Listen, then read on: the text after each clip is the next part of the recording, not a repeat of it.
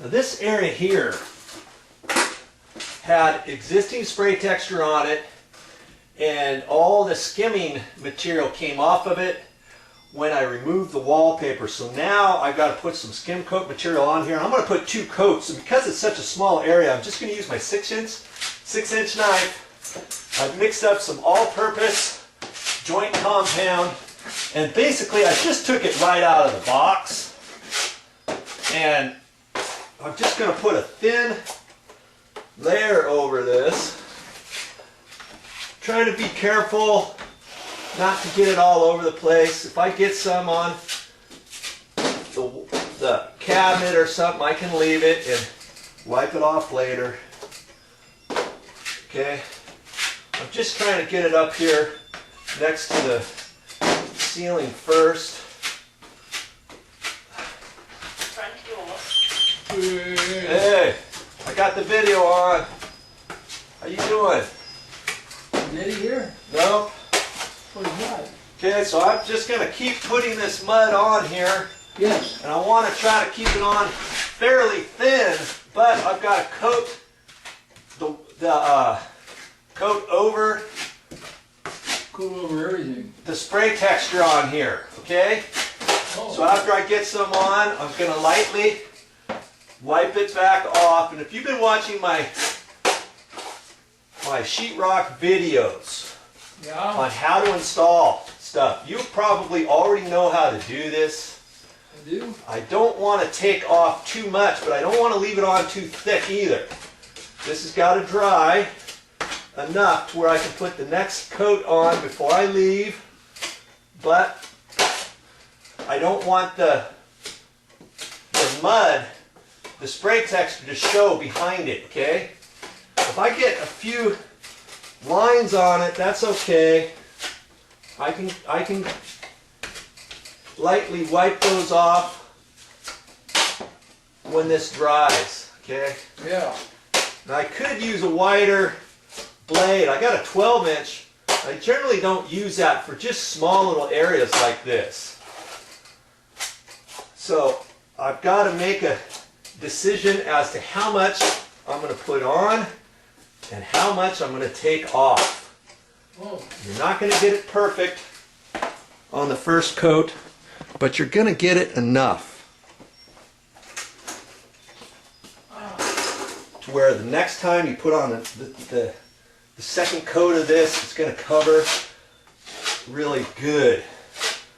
I can't, if I try to just put 1 coat on here, that's what they tried to do before, and they did that because it was wallpaper. This time they're going to put spray texture on here, and I'm going to get a friend of mine to do that. You're going to learn how to use a little spray gun and stuff. This area is just a hair too big for me to do it out of a spray can, like for patches. That's usually what I do. This is the entire kitchen area, so he's going to come and help with that. I'm going to enjoy watching him do that too. So will you, by the way. Okay. Again, I still have my light. I like to use my light, my construction light, when I do this. That way I can see all the little nooks and crannies. Okay, when you get it to a certain point, you're not going to be able to get it any better. And you'll quickly realize that, and you'll think, oh man, I got lines on it and everything. But don't worry about that. Get it as smooth as you can, and on the next coat, you know you're going to get it covered. Okay, so I always carry a smaller knife with me whenever I need it. I've got it right here, little 3-inch.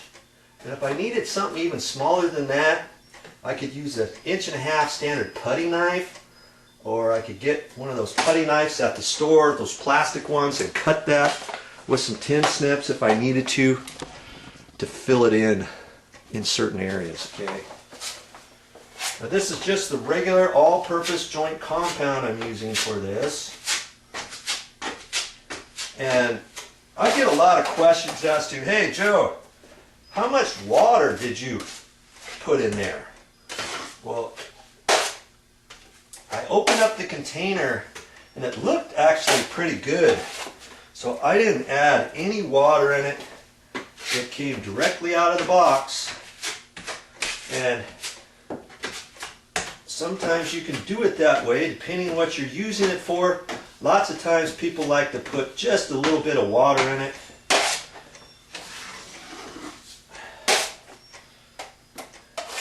Now for something small, you just have to kind of decide for yourself.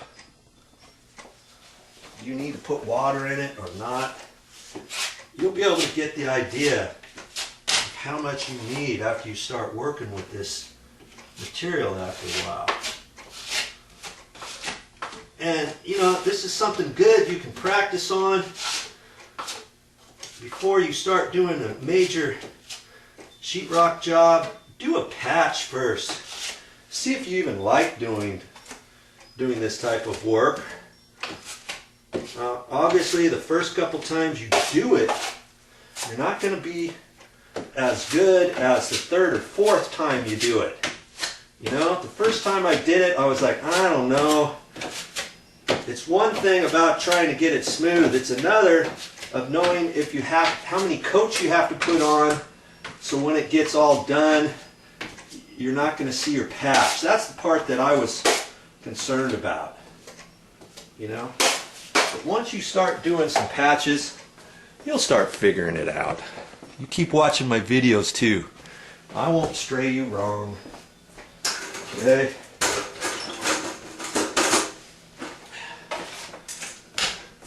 Now this refrigerator, this is an old style refrigerator, and it doesn't have any wheels on it. And so I'm just going down as far as I can, and I don't know what they're going to do with that. They may have to get some special pad thing.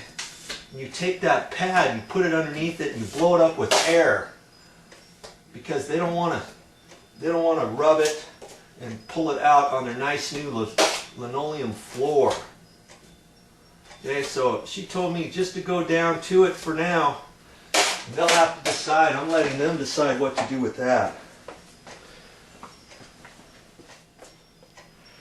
Now see, that didn't take very long, did it? I mean, that's the first coat, and it's going to be dry enough before the end of the day for me to put on the tight skim coat. And while I'm waiting for that, I'm going to do above this window, up in there, I'm going to do around the window before getting into my main skim project. Okay? Work in sequence and you'll get it done. That's all I got for this time, but I'll be back with more videos.